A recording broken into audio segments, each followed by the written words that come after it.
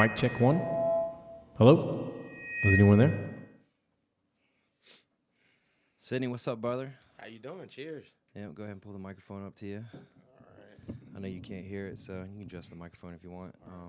You are definitely more than well qualified. Sweet, man.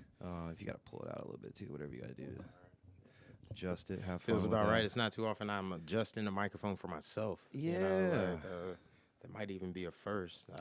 It's not too often you're the front and center, are you? You're the guy behind the scenes, and that's really a lot of the reasons why I wanted to do all this is not just to cover bands. Certainly they get enough attention, but cover the guys behind the scenes that really help them get the attention. And Sweet, I feel like often, everybody from the door guy to the tech guy, the sound guy, even to the promoter to some degree are just always overlooked, And, man, I just want to take that moment to honor that and interview people, and you're the first person I get to do, so welcome. Well, thank you for the opportunity, man. And it's an honor to get to talk and hang out and talk about something that's just not just the center of my life, like pretty much on a daily basis, 18-20 hours of it, man. Mm-hmm. I mean, shucks, I mean, Long days for what, a 2 hour performance. A 2 hour performance, and I mean, honestly, man, you've been there when the gig starts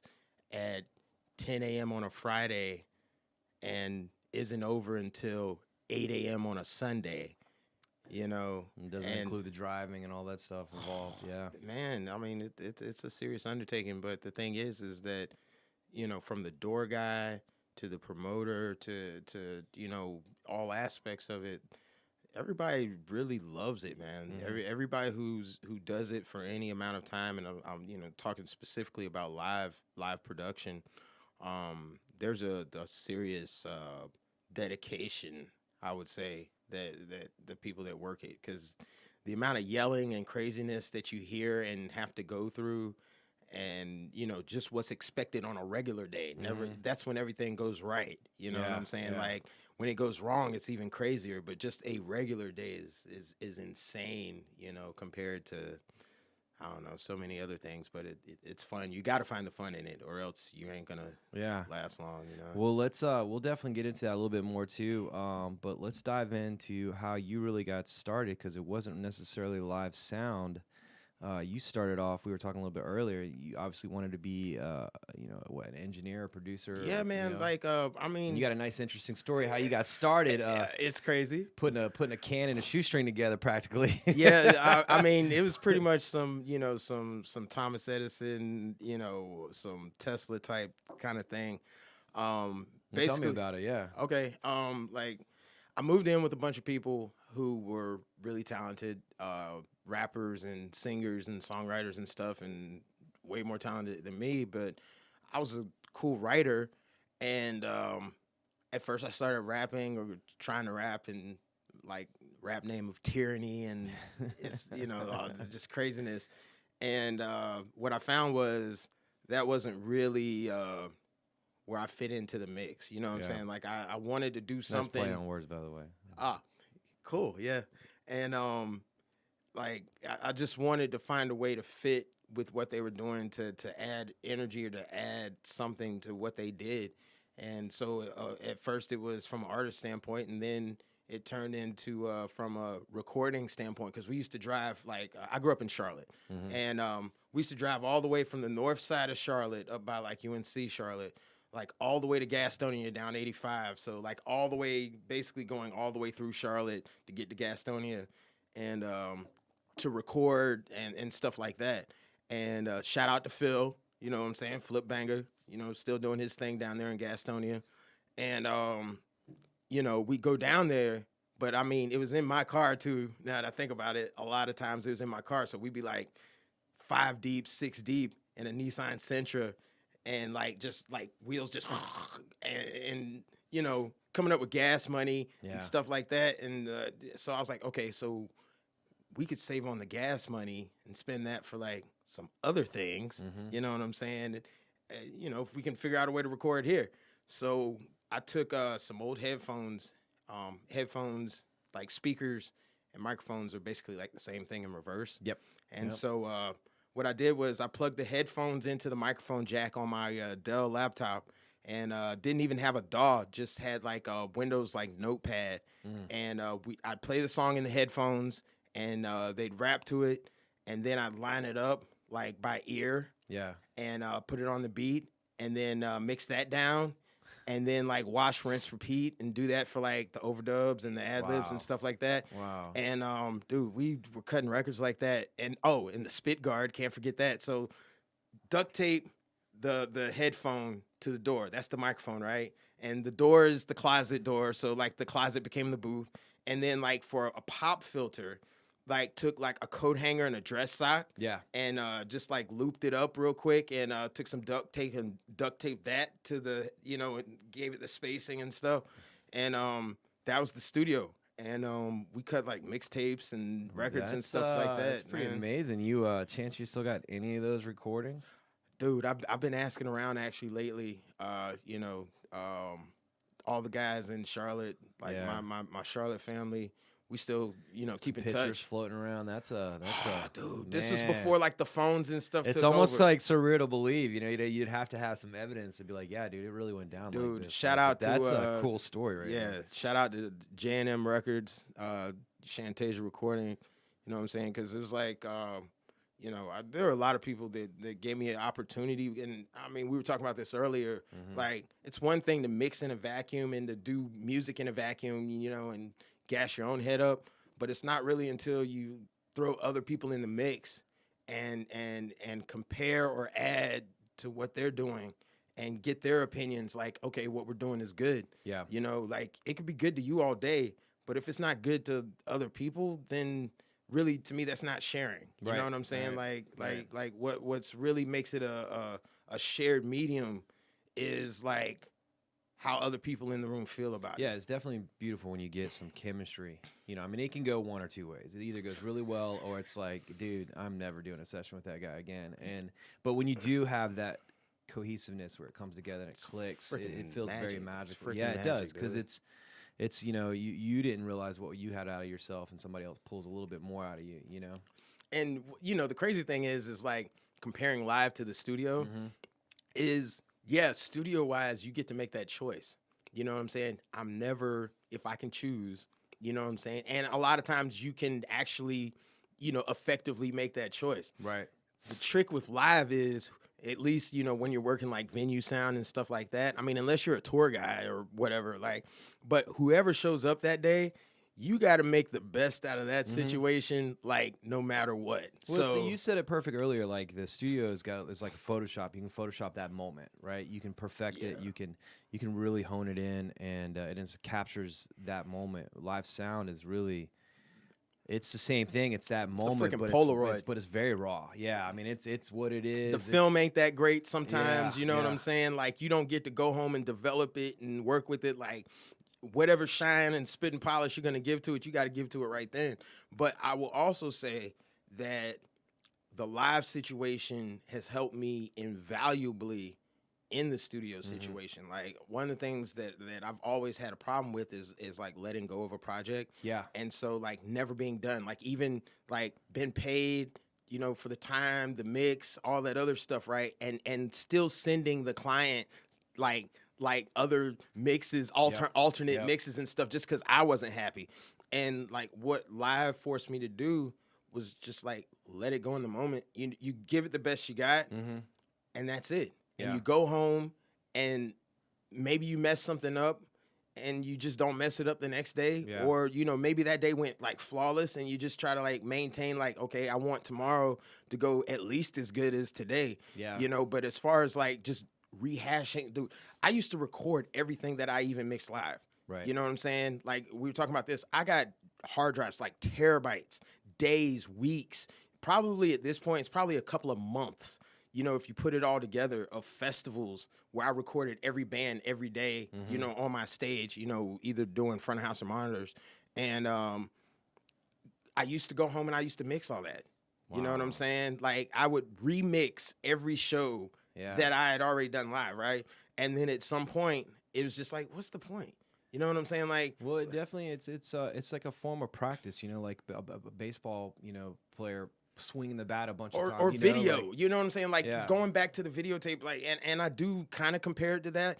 But one thing I found or that I start thinking about is I think it would be more useful getting back to the sharing thing is instead of doing it for myself, going back over it for myself, like using it as a teaching tool. Right. You know what I'm saying? Like I really want to, you know, incorporate that somehow into teaching live sound. Yeah. You know what I'm saying? And just use all of these festival files and you know, live show files, you know, to teach like up and coming engineers, you know.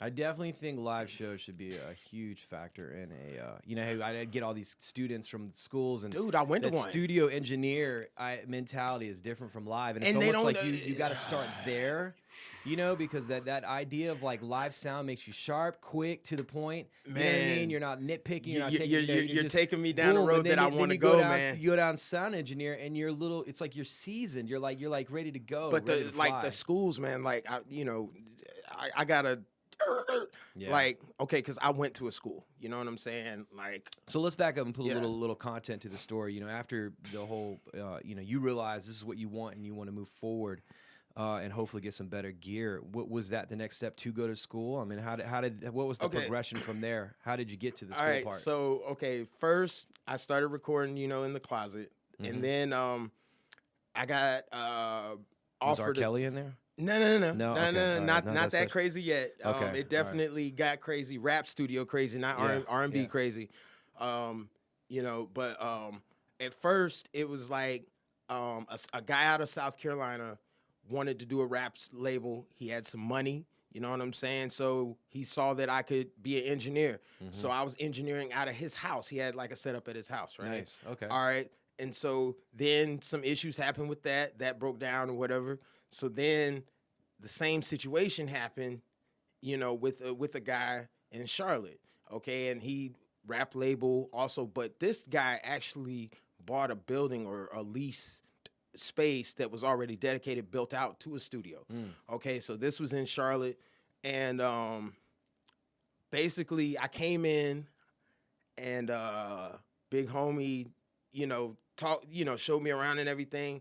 And then it's like, all I remember basically is like fixing like one thing. You know what I'm saying? Like Right. he had like some 8-at machines or something like that, and an old like Mackie 8 bus, and basically like setting it back up or doing something, and it was on from there. And I mean, within I don't know, a week of meeting this guy, I'm the engineer. Yeah. You know what I'm saying? Next thing you know, like couple of weeks later, I got the keys to this place. And we're talking about like, okay, I started recording in the closet in like 2002. All right. So like by 2004, I'm running a rap studio. Yeah. You know what I'm saying? And you know, there were some times in there because like there was a period in there where I was staying like at my parents' house by myself, and I turned like the office into a recording studio. But it's like one of those deals where, you know, kept doing it at the house and then got the opportunity to do it on a bigger level. But then, okay, with that broke down. You know what I'm saying? And I think it's a classic rap label kind of thing. Anybody who's been on a starting rap label kind of knows how, you know, the pyramid. And what I mean is the organization of the organization. You know what I'm saying? And a lot of times it's a very top-down kind of deal. A lot of your money and your resources is coming from one place. And if something happens to those resources, you know what I'm saying, for whatever reason, Yeah. you know what I'm saying? Everybody in the whole entire organization is out of luck. Yeah. You know what I'm saying? So in fact, that's what happened with the first situation. You know what I'm saying? The guy at the top, situations, whatever like that. And then next thing you know, everybody can't do anything. I mean, why you tell them, yo, I got these headphones? It ain't gotta be over, bro. Right, but you know, it's you know, but I've seen that happen over and over again, you know, and so what happened with me was I got so fed up with the situation. It was real crazy, you know. That's that's another day. Yeah. But at the end result was I was so upset and frustrated. I was like, you know what? Screw this. I'm going to school to learn how to record like real music. I'm gonna do like country music and shit, and then. You know what I'm saying? I'm not going to have to worry about this, like, bullshit anymore. Yeah. You know what I'm saying? Especially after just, like, going through it so many times. And so that's when and I was staying with my mom. I was staying on the couch. Like I stayed at my mom's place for like a year down in Tallahassee. And it was like, I came down to watch my brother graduate from school.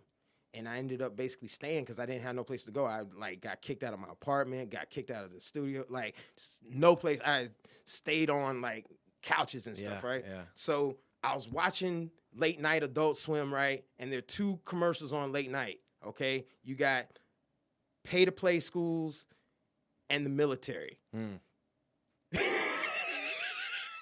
So it's like, you know, the 20-something-year-old usually do between the ages of 20 and 30, you know what I'm saying? Like at that age where basically if you went the standard route, you already should have been doing what you're doing, right? Right. So you're at home, probably on your mom's couch or in the basement or some shit, right? Excuse me. And like, okay, but you know, you're in the basement and you're thinking about your life and like where you went wrong or like what, you know. And the two like people who come in at you at that time, right, is like the U.S. military and like these schools that offer, just being honest, questionable modes of education. Yeah. You know what I'm saying? And I come from a really interesting background because when I graduated from high school in 97, you know what I'm saying? And I went to a very good college. I didn't finish, you know what I'm saying? But I went to Claremont McKenna out in Claremont, California. You know, usually one of the top 5, top 10 liberal arts colleges, you know what I'm saying? Wow. In America, like no joke. And then, you know, went there trying to get as far away from Carolinas as possible, trying to get away from, you know, a lot of other stuff. And it was just interesting that I never thought I was going to end up doing music, but I was preparing for it the whole time. You know what I'm saying? Like, went to school for computers, like computer science. Yeah. Okay. And a lot of that computer science work was getting outsourced during that period. So it's like going to school and watching what I wanted to do just kind of like evaporate.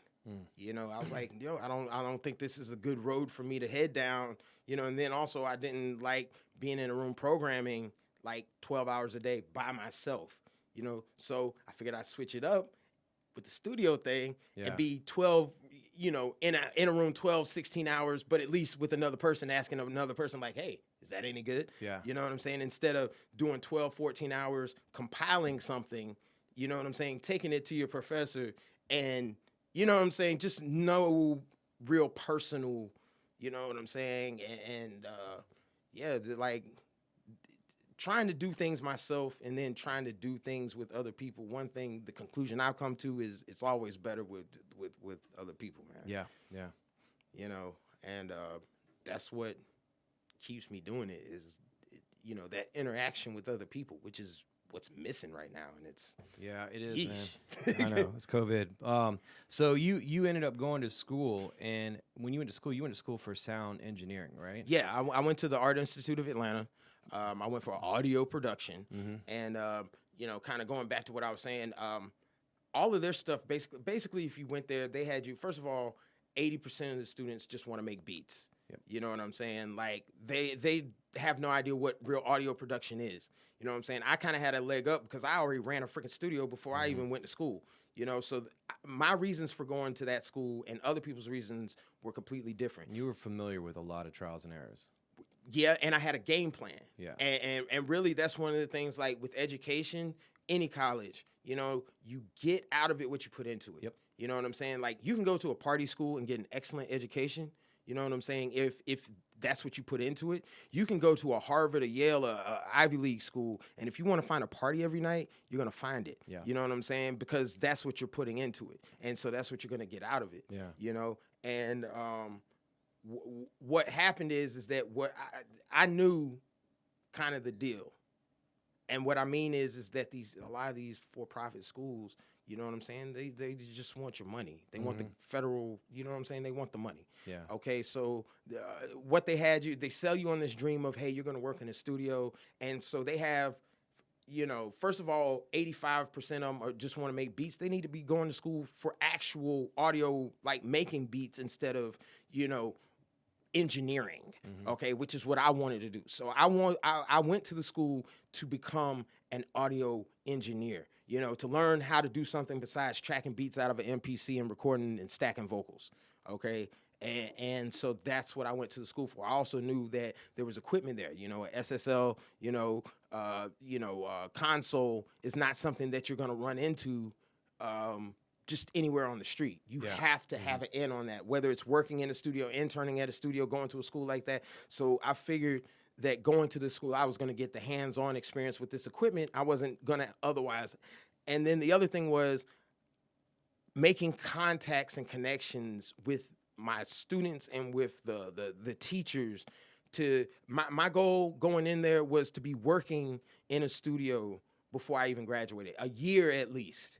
Before I even graduated, and that was my, you know what I'm saying. And the crazy thing is that, you know, I met one of my best friends, you know, the first day of school. I also met my wife the first day of school. Like it was really interesting. It's like everything that I really needed from that school, like I got on the first day. Wow. You know what I'm saying? Wow. So it was destiny. Gotcha. It was. You know, dude, talk about destiny, man. When I came down to Atlanta, I had no money.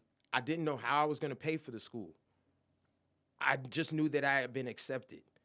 Okay. And my mom at the time, her credit was messed up and she was not able to even co-sign for me to go to school. But I had the faith that something was going to happen, man. Something was going to shake. So I got my duffel bag, packed up all my stuff off my mom's couch, came from Tallahassee, came up here, got off at the Greyhound, took the Greyhound up here. You know what I'm saying? Got off at Greyhound, went around the corner, got at, on MARTA, and, got on MARTA. But it's like 2 days later, I went the next day, I had, orientation or whatever. Right. So, like, class is starting in, like, 3 days, right? Yeah. And I'm like, I still don't know how I'm paying for school. Wow. All right? And I called my mom, you know, like, hey, Mom, I'm here, da-da-da-da-da. I'm at the school looking at orientation, da-da-da-da. And she's like, well, I just talked to my accountant or whoever she had to talk to, right? And she's like, and it looks like I will be able to co-sign for you to go to school. So, like, something changed between me leaving Tallahassee and, like, getting to Atlanta to where, like, boy, this boy out of my house.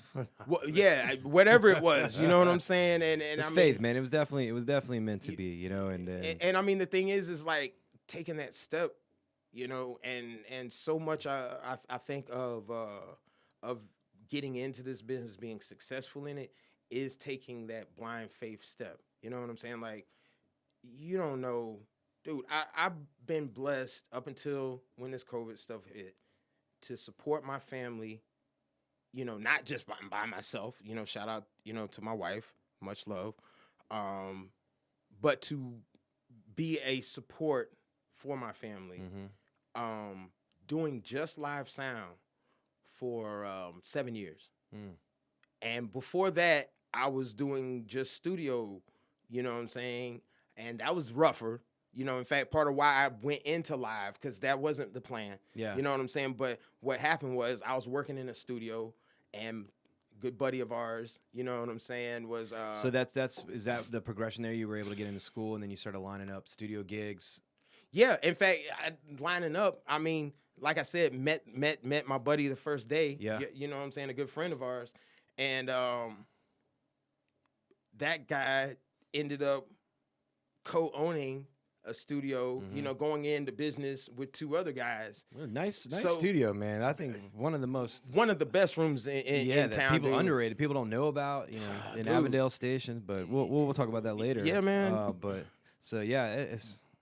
That's a nice studio that's just hidden somewhere. Yeah, jewel. And it's still there for now. Thank goodness. You know, there's a lot of right. Is each brain? Well, yeah, but they're actually there's crazy work going on over there, and I mean, I don't know. Avondale's blowing up, bro. But that somebody I can't remember which venue bought that or is leasing out that theater on the side. Yeah. No. You're talking about Avondale Theater. Yeah. Yeah. Oh, there's some big. Oh, Yeah, I know. 72 Main or something. Yes, Main or something yeah. like that, right? Or Okay, taking we're it. on the same page. Yeah, and It's about to be. and that place has got some rich history from apparently Elvis and some other celebrities Yeah. playing there to what was it, Nickel and Dime. Man, so many people like it. You know, It's definitely. I think hopefully these guys will do a good job. It's one of those I got good faith. historical places that needs love and needs the Yeah, attention. and it's and also And the Avondale police need to chill out and let people have fun. Seriously, man. Hey man, I will say this. Shout out to the Avondale police, because back when we did have the studio over there, I know there were plenty of nights when we'd be out in that parking lot, you know what I'm saying, just in between songs or whatever. And there were plenty of times when they could have, oh dude, in fact, oh man, I got a great one about when two cops came into the studio, like we gave them a tour. Like, and it started with us being out there, and we thought we were going to be, you know, like in trouble, right? Yeah. And dude's like older gentleman, you know, older cop. And he comes up and we just start chewing, you know, shooting the fat. And come to find, he told me the awesomest story about BB King, because he actually got to him and his band. Wow. Now this is an Avondale cop, right? Yeah. Yeah. Okay, so he comes in and we're showing him the studio and stuff. He tells me the baddest story I've ever heard, dude. So it's like B3 Oregon, his band, the opening band had B3 Oregon Leslie speakers, right? Yeah. BB King didn't have his. So BB King's like road manager comes over with like a big old wad of cash and is like, Mr. King would like to know what it would cost, you know what I'm saying, to rent your B3 and Leslie, you know, for the evening. And so the cop, who was like the band man, or ended up being, I want to say he was the guy, he was like, you tell Mr. King that we don't want anything for using. All we want to do is be able to sit, you know what I'm saying, on stage or, you know, off, you know, side stage while he's performing. Dude took his big old wad of cash, put it away, and says, we'll make it happen. Yeah. So then they're sitting side stage, right? And their organ and stuff is playing, like, you know, some craziness like that. And then he says in the middle of the song, like, BB, like, broke a string. So then immediately the band goes into this vamp, right? Yeah. And Mr. King starts telling this story, okay? And he's telling the story of the guitar. And he has it timed out so perfectly. Like, he tells the story about how While he's restringing it? Yeah, while he's restringing it. Yes, he's restringing his guitar. Not his guitar tech. No. He's restringing it on stage as he's telling this story right now. Hard to break old habits, right? But, you know, somebody runs out with the string, you know what I'm saying, brings him the string or whatever. And I mean, and it's crazy. Like, it's almost like I call it like baseball. It's like, you know, you give like a little signal or whatever like that. Next day, somebody comes running. And I mean, shout out once it ain't again. The first string he's broke. Oh, nah. I mean, that's how perfectly he had it timed out, dude. So, like, right when he gets to the end of the story, because, you know, like, he goes in, he grabs the, you know, the building's on fire. He goes in, burns his hand, grabs the guitar, and he comes out. And so, like, he tells the story, and he's like, and so when I asked, you know, who it was, you know, come to find out that the whole commotion was over a woman, and her name, ding, ding, ding, ding, was Lucille. And it's like, right when he says Lucille, he's done and goes into it. And it's this police officer telling me this story, which was the coolest story that I think I've ever heard. You know what I'm saying? So that's why, like, I got to say, like, shout out to the Avondale police, because there are some cool ones out there who know about, but dude, like, once again, how everybody's involved into this community, man. Yeah. Because, dude, even if, like, cops that weren't in bands, but, like, the cops that work at these venues, like, the guys that work down at the Masquerade, and those cops, you see them every day down there. If you're in that community, you know, we all know that it's one of those things. You know, Avondale is just one of those like weird strips that was like from Decatur to like Kensington Station, it's Memorial Drive. Awesome. You know, and it's like those Avondale cops were all about just, you know, if you weren't from around there, they were pulling you over. They you know? were, and it's 5 miles over the speed limit. That's cool. a free ticket right there for them. You know? And one thing, just, you know, keeping the ear to the street is like the changes that are right around the corner. You know, they're about to do like a park, and I want to say like an outside venue kind of thing, like over like there's some cool stuff in the works. You know what I'm saying? And I feel like it's gonna open up that side of town. Like, I feel like Atlanta was already kind of like a music town and stuff like that, but if if we can get to the other Yeah, side of even some Decatur, which is this neighbor, is I mean that square is notorious for festivals and music, it's great. and Avondale's prime for that, man. I mean with the Gotta Avondale get in on it, Avondale man. Theater and like not even just the studio you were talking about, but on that same block of warehouses, you had those rehearsal spaces over there. Yep. You know, so it's prime, man. It's been brewing for a minute. And We got to get these rehearsal spaces back, man. Like, yeah. Any investors out there that are looking for opportunity to do that? I mean, if you don't mind putting up with bands and that I kind know of stuff. I understand it's a tough, because you know part of the deal is like when a lot of these places were originally built, you know, building code was very different. You know what I'm saying? So like the prospect of building out, you know what I'm saying, like basically taking a warehouse and splitting it up into smaller spaces and stuff, dude. Like trying to match fire code and accessibility, handicap, and you know, just all of the codes and rules and regulations, which I mean, dude, they're there to keep us, you know, do the thing, you know, keep us safe and keep the building from falling down. But at the same time, I feel like it ain't for the amateur to get into. You can't. Yeah. It ain't going to be the startup, and it's not going to be, you know, on a what do you call it? Convenient side of town. Yeah. You know what I'm saying? Like I feel like where it was super convenient. Right, you know what I'm saying? Like to me, like a big center is right there at what is that, 85 400? You know what I'm saying? Like right where it splits off, Otley Drive. You know Otley Drive, and then I think the only thing left is Vision Studio, right? Yeah, That's about it. That's about If it. there's Man. I've heard of some other places like way outside the perimeter, you know, and Yeah, suburbs. But as far as like downtown, I mean, Avatar and the what was the other one off of not Thunderbox? Yeah, Thunderbox. You know, and those are all gone, and it's just. Vision. That's And then it, the base works, the basement over there. You still got some stuff off of Chattahoochee. Oh, and then I don't know if you remember Too High. You know what I'm saying? Too High Studios was over there I off definitely of Chattahoochee. I heard about that. I'm trying to. That was like that was 70 something rooms. Like by my estimation, man. Yeah. Okay, because Jimmy had a room over there. Yep. Asher, all them. Yep. Mm-hmm. And so by my estimation, you know what I'm saying? In the course of like 2 years, 18 months, like Atlanta lost somewhere on the range of like 300 to 400 rehearsal rooms. Yeah. Like gone. Yeah. You know what I'm saying? And it might have even been more than that. And it was just like, it was almost like this foolishness going on right now, man. Like where, like when the music industry, when these industries get hit by stuff, it's a lot of times it's not these gradual, you know what I'm saying, kind of things. It's like these things that just like, it's almost like a switch, just, you know, and everything's just, and that was kind of a gradual thing, but it was still interesting. It was pretty quick, man. It was. I felt like Thunderbox and Avatar were just like right behind each other. And then there was another one that was right in that. Too High happened before it. Too High, I want to say was before it. Yeah. Because yeah, it was because Jimmy moved over to Vision, and it was like all hip hop guys over there. And as soon as Avatar and Thunderbox closed down, like they kicked out all the hip hop guys and moved in bands. Yeah. They're like, forget this. Yeah, I mean, finances, man. Yeah. You know what I'm saying? I mean, and that's the one thing. I mean, I got love for all genres of music. I mean, I've done polka beer festivals. You know what I'm saying? Yeah. I do. You know, I've done for the past 4 years, 5 years, Country Thunder. That's one of my favorite weeks out of the freaking year, is going and doing a country music festival. Yeah. And baking out in the sun in middle America for a week.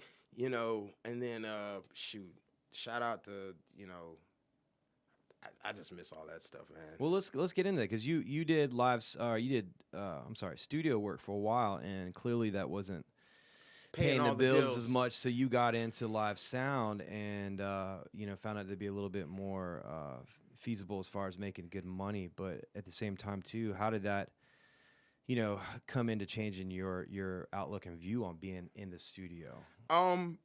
How it changed my outlook and view in the studio is it taught me to trust my gut and to work faster. You're trying to capture lightning in a bottle. You got to move fast, and you got to be confident in the moves that you make. Yeah. Don't get caught up in perfection. Not a lot of room for error. There's not. And for me, that's like starting from a starting point, you know? So one thing also is that I think you prepare differently after you do live work for the studio Yeah. in terms of what you have already laid out and stuff like that. Like when you're just doing studio work, you're thinking about it only from an engineer's point of view. Okay? When you do live, you're thinking about it from both points of view. And it just changes that because I think you're hearing it from the listener's standpoint constantly in live. Mm-hmm. So it's like you're a member of the audience. So it is more about it's more about what you hear, what works, and you're like, that works. Yeah. As opposed to like in the studio, you record it and you play it back, and your taste, I think, is more of a delayed kind of thing, or like the spice you put on it, or even the agreement, because everybody in the room, if you track live, you know what I'm saying, where you got the whole band tracking at the same time, yeah, maybe everybody in the room agreed on what was going on in the room, but then everybody gets to the control room and nobody likes anything that anybody else did, or they like their own performance, but they hate what everybody else did, or, you got half the band on one side, half the band on the other, and so it's like everybody's got to be like, yeah, this is good, or at least good enough, like more the immediacy and how it forces people to come together. And I think that a lot of the tools, can help or hinder.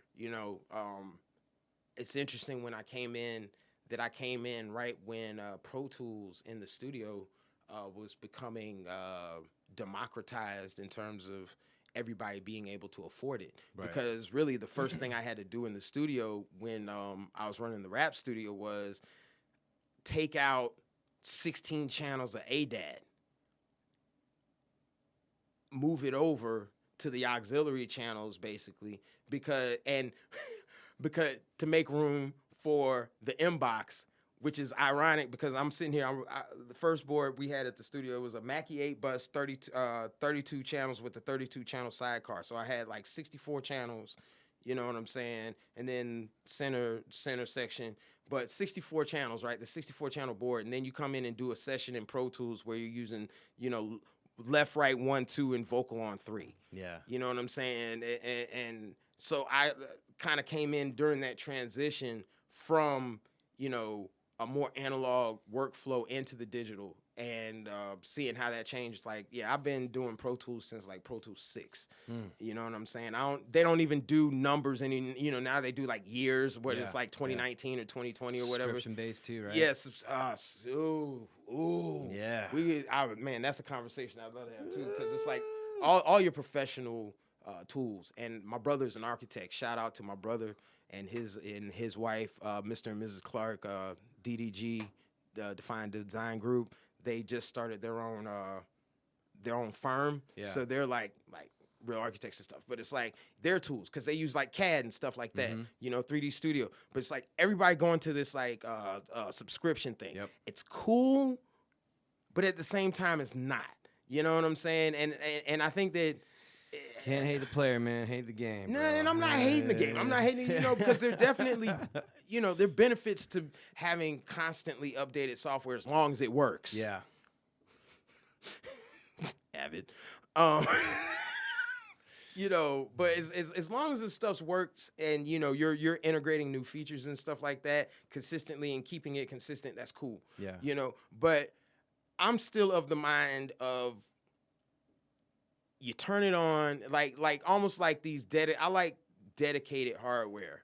You know what I'm saying? Dedicated machines. Because I feel like if you give a machine or give a whatever one job, then it has no excuses for it not doing its one job well. Yeah. You know what I'm saying? Like this microphone here, like all we're doing is I'm not asking it to give me sound back. Right. You know what I'm saying? Just accept what I give you. You know what I'm saying? And do that to the best of your ability. Because if you don't, you're going to get replaced by a headphone. Yeah. There's a headphone out there buying for your job buying right for now. your job right now, bro. And I can do both. What can you do, microphone? Do your job. Yeah, man. Oh, man. So let's get into a little more talking about the live sound, too, because I honestly, there's a lot of cool stuff that comes with that. Just the kind of like the angry sound man, the do's and don'ts of sound check, like it's just like one of the things that always used to rub me wrong too is when bands would walk up and they wouldn't even acknowledge you, and you're just like, man, I have a little bit of an important role here. You don't even got to know my name, but let's at least have a conversation. Yeah. Guitar players being too loud, asking them to turn down and stuff like that. The fake turn down? The fake turn down, and then the lead singer's like, I can't hear myself in the monitor, and you're like, well, I'll tell you why, but there's no cooperation on stage at the moment, and just the dad or the mom that's in the crowd too that tells you they can't hear certain, they got to come up to you and they're like telling you how to mix, and you're like looking at them and you like don't even touch the knob, and they're like, or that's the other one too, like, let me hear myself, can you turn me up in the monitor, and you don't even touch it, and they're like, oh, that's better, and I mean that that's an old studio trick too, like the fake turn up, but from the live standpoint, it's getting the fake turn up or turn down, like guitar players. So it's like, hey man, you mind turning down a little bit, get their stage volume down, and and then they don't really turn it down, and it's the same problem, especially in smaller venues. Mm-hmm. Like, your stage volume is so key. Like, it's really funny. So to all the guitar players out there, this is a lot of reason like I want to do this. Amen, get this conversation going, because get it out I there. had to learn the art of talking to musicians, particularly guitar players, and just explaining this process. And it's like selling. It's like, hey, I want you guys to sound great. I want to hear your lead singer. And in order for this to happen, it's a small room, I'm going to mic your amp, and I'm going to put you in the monitor, all right? So I'm going to blare it so you can hear yourself, because you guys are all deaf anyway. Yeah. And, it's just finding that thing. But, guitar players too, man, y'all got to understand, man, bring the amp for the job. Yeah, you don't need to be rolling in with a stacked Marshall into a room that fits 100 people or less, And what's, another thing that's interesting is how that whole paradigm changes with age. Mm-hmm. You know what I'm saying? Like, getting the opportunity to work with younger bands versus older bands, right?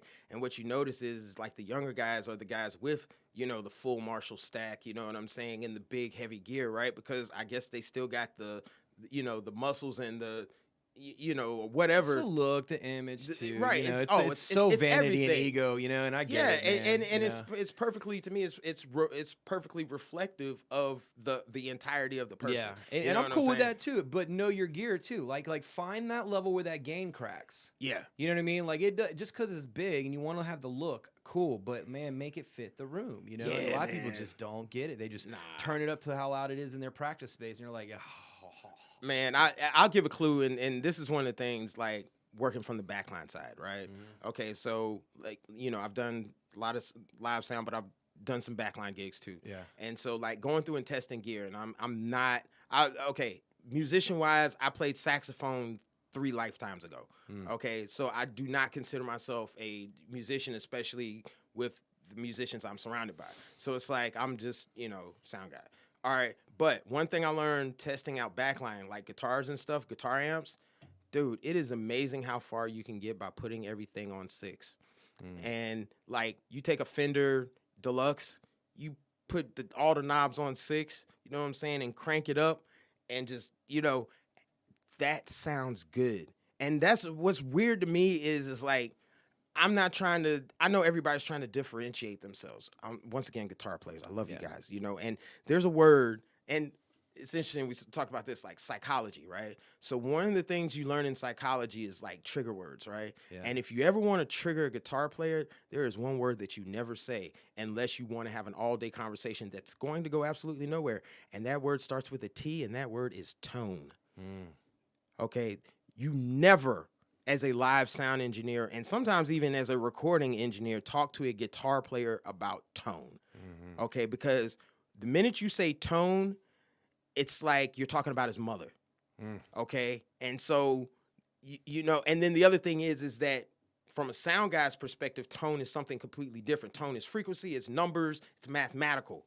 You know what I'm saying? Like all you're thinking about is math, or you're thinking about, like, in a spectrum where I can fit this in, you know what I'm saying, tonally with everything else that's going on, right? Yeah. Okay? When you say tone to a guitar player, you're talking about emotion and, like, what they bring to the table. You know what I'm saying? As far as like as a guitar player, you know what I'm saying? It's like, okay, yeah, you can be as technical as you want to be, but really, if you put everybody on the same scale and everybody has the same technical ability, right? Okay, so what differentiates you? It's your tone, okay? And I think that, like, you know, taking it back to what you were talking about, the amp for the job, right? That a lot of times, especially with these younger guys, they're trying to get tone from the wrong place. Yeah. You know what I'm saying? And this is just from seeing the younger guys, the older guys, or whatever, right? The older guys, they show up with their instrument and like one other thing. You know what I'm saying? So it's like, okay, for a bass player, yeah, he's got like the 8x10, right? When he's first starting. You can always tell a seasoned musician when they walk in on the stage. Because they man. walk in with they just respect exactly, and, but not they you walk know, in with just what is needed. Yeah, man. Because You they're know trying what to carry I'm all saying? that stuff. A lot of times, a lot of those bands are carrying their own gear, and they're like, I am not hauling that. Man, all you gotta do is Smith's Old Bar stairs one time, and you're gonna downsize. Oh yeah, which you don't even have to do anymore because of the but lift. Still, I mean, you know what I'm I'm sure saying? there's like Eddie's Attic. There's other places that are just as horrible my as goodness. I'm sure Ooh. around the country that are just as bad as that. I mean, all you gotta Man, do is one flight of stairs, and you're just I've like, had to snowball stuff up, and you know, Yeah. Okay, snowball. You know about snowball? I know it gets bigger as you rolls down the hill. Okay, if that's what you mean. Okay, backline term, snowball. So what it is when you take a road case and either up the stairs or down the stairs, you basically lift it up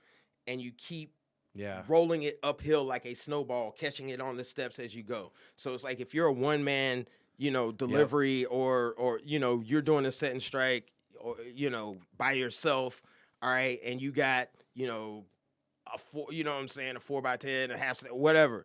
And, or the other one is when the equipment's so big, you can't leave it in the road case. So you got to strip it out of the road case and get it up the steps. You know what I'm saying? I've had to do that quite a few times too. Yeah. And, but what was I saying? Snowball. Yeah. Like you gotta learn the right gear for the job, man. Like, if it's 2 flights of stairs, bring a little 10. What is that? 10 amp. You know what I'm saying? 10 watt. Yeah, I got like. upstairs, yeah, And I then the love other it. thing My about favorite. like those little baby 10 watts is the breakup point is way lower. So it's like you can get the overdrive, you know, and that's great in the studio and it's great live. But the other thing is like it saves your back. Like these little micro amps that everybody's coming out with now. I think Orange has one. You know what I'm saying? Like everybody has these little micro amps. I love them, man. I Yeah. love them too. As you know, from a tonal standpoint. I mean, the sound guy's just gonna mic it anyway. You know what I mean? Like, but if you just let the sound guy do his job, you know, but you got to have that trust. And you do. So that's the other thing too, man. Like, I think that's where a lot of the disconnect, because that used to be like a pet peeve of mine, was when like one of the guitar players or somebody would step out into the audience, you know, or out during sound check to listen. Right. You know, and he's like telling you how to mix, and you're like, oh, hold up, bro. Like, right. I just started dialing everything in. You hadn't even given me a chance. You know, man. And it's Are just, you even good on stage? You can tell they've been, you know, either they're a sound guy or an engineer. Right? That's a huge There's that one. Or they have had bad experiences, which I have definitely been in scenarios where, like, man, we really like you, thank you, you know, like, you know, you clearly they have, and that sucks too, because it's not always the band. Sometimes it's us. You got that guy that's like got a habit, drinks behind the board, or just, you know, I've heard the numerous stories how sound check went great, and then he disappears, comes back, and you tell he's had a few, and it just, the show just goes to shit, you know. And it just, so it's not just like, you know, the sound guys are perfect. I mean, we all have our parts, and we really, as sound guys, should take it more serious, and just, especially if you want to earn that respect. But yeah, and you know, be happy about that shit, man. And you know, I want to just speak on the angry sound guy thing. Go for it. You know what I'm saying? Because let's do that, and then I'm gonna wrap up with a couple more questions with you. Okay, angry sound guy, man. Like, I see where it comes from, you know, but I also see what it leads to. And the one thing I just tell other sound guys on every level is you could literally be doing something else that you hate right now, or you could, like, today be, well, not today right now, I'm loving what I'm doing right now, but I'm saying, like, you could not be working at all. You know, like, you could be in a cubicle somewhere. A lot of angry sound guys right now that wish they had their jobs right now. Dude, and the one thing that I will say right now is that I didn't bring that energy to the job. You know what I'm saying? Like that was never really my thought. You know what I'm saying? Like when I wake up in the morning, it's like, hey, I get to make noise and not get kicked out of places. Cause you know what I'm saying? Like I've gotten kicked out of apartments and stuff for making too much noise. Or even better, man, you're part of an experience that somebody in that crowd, you just made their freaking night. You know what I mean? Like they worked all week, Monday through Friday. They had this ticket planned. They had the outfit bought out, and you played. They don't even know your name. You were that guy in the corner. Regardless. They probably didn't even get to see you or you pay attention, but you played that little role. And I know a lot of times that's so like not even. We get so caught up in the day-to-day job, you know. And we don't even think about that. You know, it's just more like no feedback, we don't lose our job kind of thing. You know, like.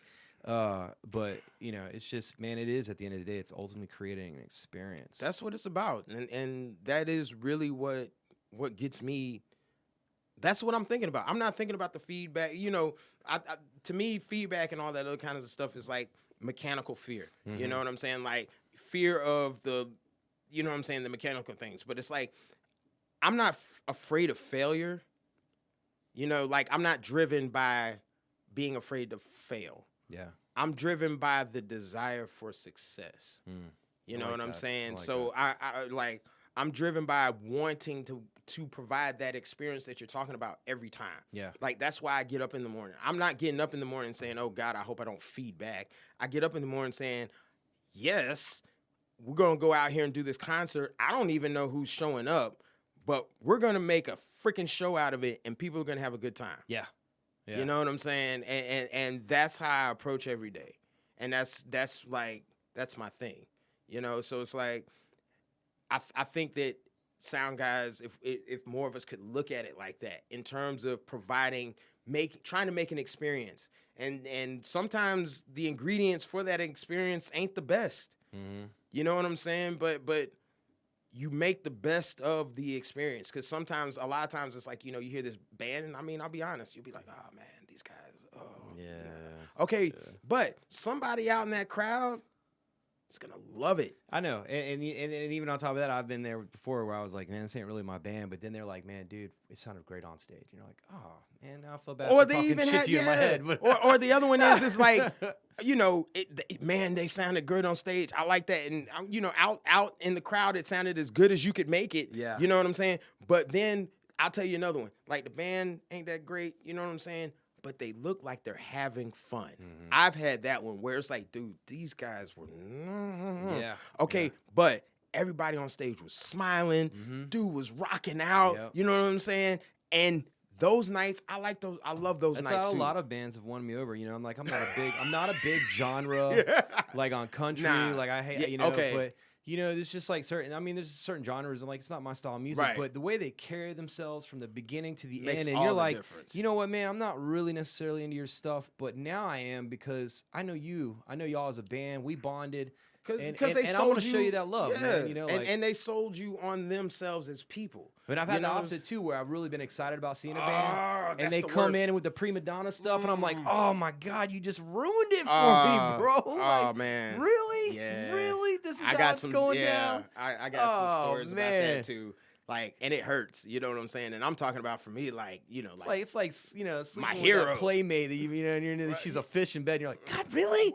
This is not how I imagined it the whole time, man. Like, worst, like, oh man, ever. Well, let's just assume on a positive note, man, that really this whole COVID's put a damper to things. I mean, we're gonna eventually get back, because I think people do miss miss live music. I know people miss live music. I know there's demand, but for people coming up.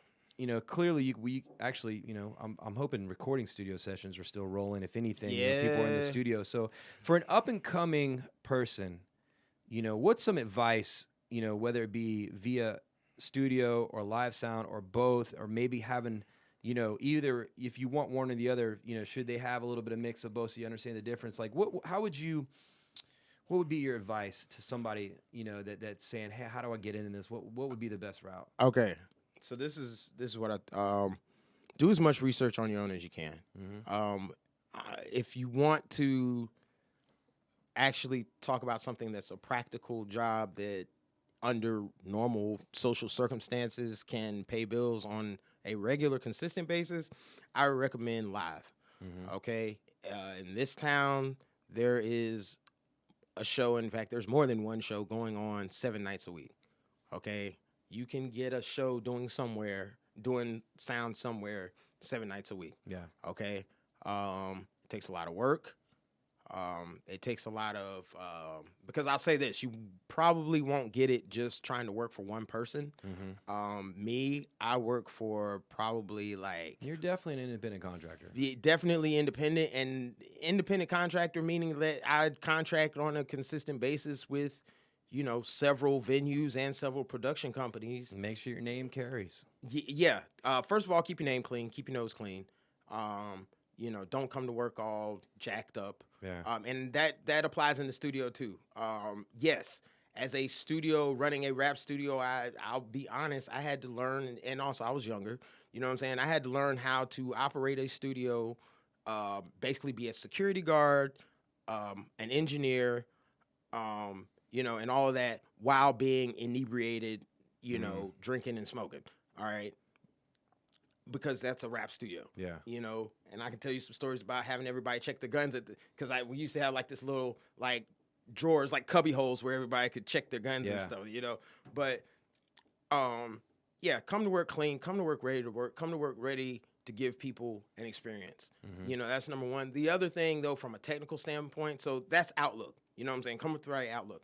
From a technical standpoint, gain staging, for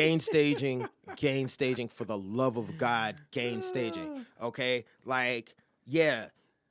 Digital, there's so much more headroom and all that other kinds of stuff. Red means bad though. Okay. You don't need to be any place close to the red. You probably don't even need to be in the yellow. You know what I'm saying? Like when you're bringing stuff up on the console, and this is true in the studio and in the live world. Yeah. -18. Yeah. -18. Okay. Your maximum, like when it's hitting at its peaks, let that shit hit at about -18, -12, okay? At the most, okay? But, and then what that does though is if you do everything at that level, okay, and then, okay, in the studio, if you bring up the sound at -18 and you can't hear it, turn up the master volume. All right? Make it so that your kick at -18 has the punch that you're looking for. Yeah. Okay? If it sounds low at -18, then you need to turn something else up someplace else. But what you want is that when your fader's at 0 and it's hitting at that level, that's a pretty good level. Yeah. Okay? And if you bring everything in like that, right, then you should be able to mix, like, you're going to have a lot of headroom. Okay, and what that does is that allows your equipment, your plugins, everything, you know what I'm saying, to operate how it was designed. Okay, back to the studio world for a second. A lot of these plugins, like the CLA plugins, the Waves plugins, and all this other kinds of stuff, a lot of that shit is modeling, they actually went in and physically modeled the circuit. Okay, so they modeled each transistor, they modeled the circuit, right? Okay, so what happens is that if you drive the modeled circuit harder than what it was modeled to be driven at, then it ends up doing weird shit that it wasn't really designed to do. Now, yes, sometimes you get good sounds out of that. But if you're wondering why, like, your plugins don't really seem to offer you a whole lot, it might be because you're driving them too hard. Yeah. You know what I'm saying? You sound like you've had... I mean, I was Gain just staging. trying to get like a My nice bad. little, quote, and you just went on a Gain rant staging. like, hey, gain staging, man. Like, so clearly there's a... But you don't want to get the angry sound guy. But the thing is that, like, if you start out like that and you start thinking about it early in your career, because a lot of times people don't think about it until like they've been doing it 3, 5, 10 years, and then it suddenly clicks in, and then it's this magical thing. If you understand how important it is and how it can affect your sound, like going into it, I feel like it could put you so far ahead of the game, down the road. You know what I'm saying? Like, you'll stop bringing stuff to other people and all your shit's clipping. Yeah. Yeah. Well, let's just to end on this too. Let's talk about current events, because clearly COVID hit us back here in March 2020, and you know, we both are very much involved. Even though I'm working in bars, I definitely work in bars that are music venues. You work in and out of all types of music venues, gigs, and things like that. Yeah. And man, COVID really crushed this industry. Like it put it to a zero stop in a lot of ways, man. And you know, now looking back, you know, whoops, let's break that down. Now looking back, you know, from a personal standpoint, you know, did it make you rethink, you know, if this is the job you want to have moving forward, or, you know, are you like, all right, hey, I just need to bide my time and this will come back? And then the other half of that question is as a community, what things do you think might have been in place to help, you know, unforeseeable futures like this? I mean, because you guys are all independent contractors. Yeah. You know, it wasn't like you guys. It's rough. You know, first I guess it's personal accountability. Being being an independent contractor, you know, put money away whenever possible. Like you got to think of being an independent contractor, like You should do that anyway, though. yeah, you should, because but you just never know when a job dries up. You and definitely never know. when it rains, you know, it but pours, and then it's also dry too. I feel like sometimes you get lulled into this sense of sense, and I call it a sense of stability. You know, because you know things are only stability is a relative experience. You know what I'm saying? Yeah. So, like from a relative standpoint, but all it takes is one thing, and your sense of stability is gone. But when you're stable, putting a little extra away, okay, keeping that nest egg for those rainy days, super important. You know, independent contractors already have to do it a lot of times for the taxes and everything, but and a lot of times I think what happens is that you're putting away for taxes, and so it's like you're already taking a chunk out that you have to take out. So it's like a lot of times I think you know you scrimp on that personal you know expense in terms of being ready for you know the unforeseeable. Yeah. Doing that, insurance, getting some good insurance. That's one thing I'm actually didn't do very well, but make sure you got some health insurance. Yeah. And you know, as far as some things that I feel like could be different with the industry, that would be probably actually on the top of my list is health insurance. You know, working as an independent contractor, all these different places, and having to piece together, you know, it's like, dude, I already got to call like 8 people, 9 people, you know, just to form out my week. You know, and this is, you know, back when, you know, when things were as they were. And so it's like, I already got to make like 10 phone calls to fill in a week, 2 weeks, you know what I'm saying, worth of work. Okay. And all this other legwork, you know, just to make sure that I have the work. That's not even counting like the preparation, you know, reading through advances, reading through, you know, technical writers and all that other kinds of stuff, being prepared for, you know, the upcoming jobs, you know, just trying to get the jobs, right? So it's like having to do that as an independent contractor and stay busy. And then, you know, having to deal with the tax thing, you know, and then on top of that, having to deal with the healthcare thing, you know? So it's like, I don't know, man. We got to figure out, I think even as a nation, you know what I'm saying? We gotta do better with this, because really what it does is it's keeping people from being productive.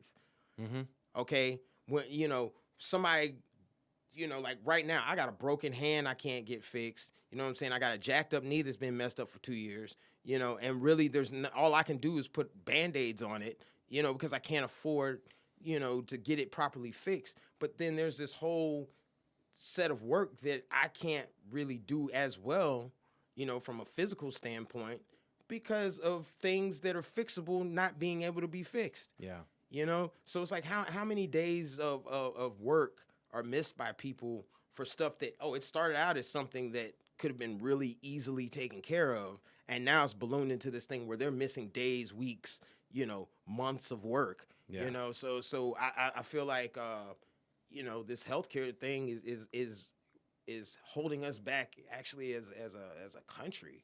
You know what I'm saying? From being the best that we can be. You know, like imagine, you know, how good our economy, you know, how much money we all could be making if people could maintain a basic level of health. Mm-hmm. You know, like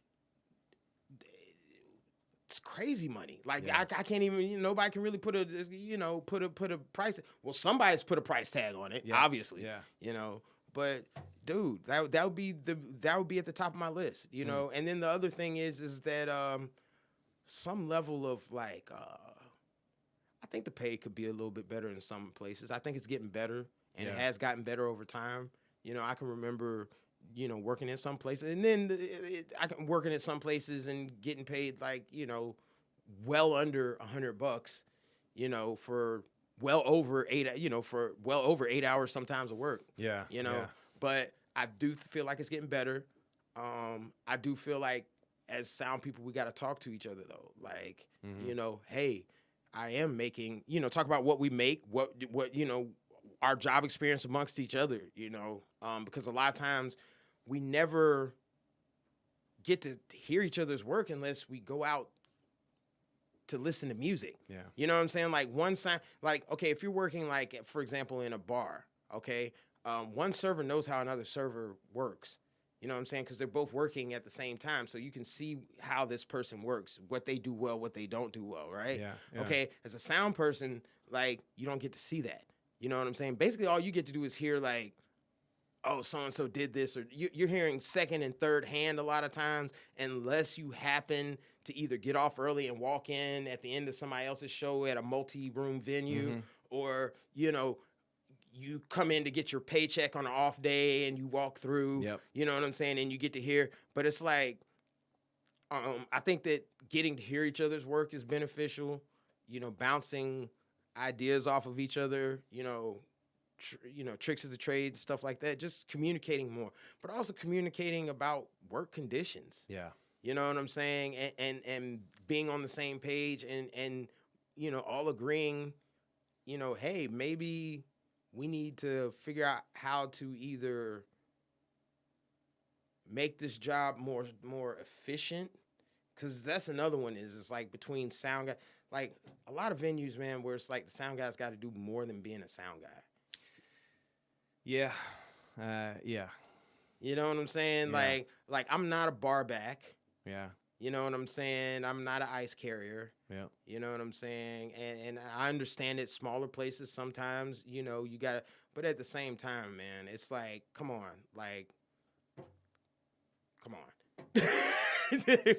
It's what it is, man. It's what it is, and you gotta understand your value and what you're willing to put up with, and where you want to make a stand and where you can't. You know, especially in desperate times, desperate measures. I'm sure some people would maybe relax on some of those right about now just to get a job and you know, so on. So it's just, but I think once also, it gets up and running again, you know. Yeah, but I mean, sometimes I think management. I mean, like I said, I can't pop into every. I think that's what it's always about. The boss is always going to try to get as much out of you as you're much going to try to not get out for that dollar.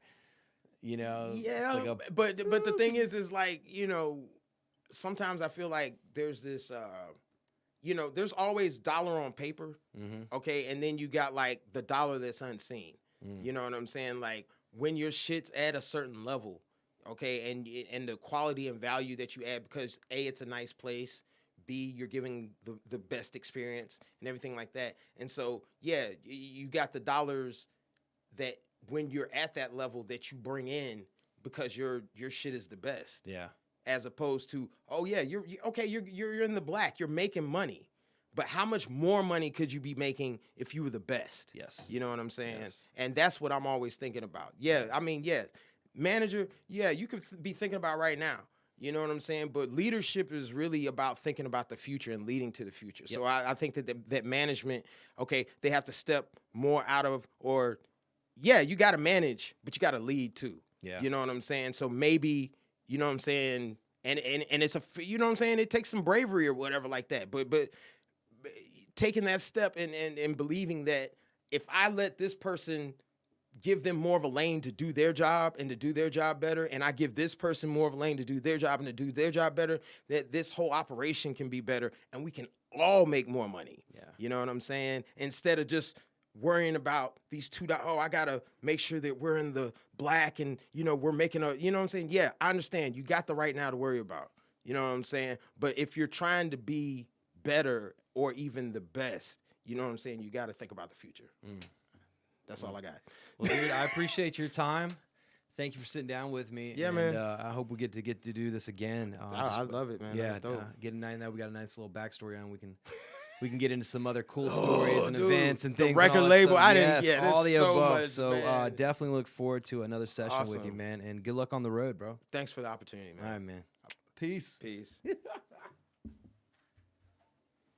What? You hit the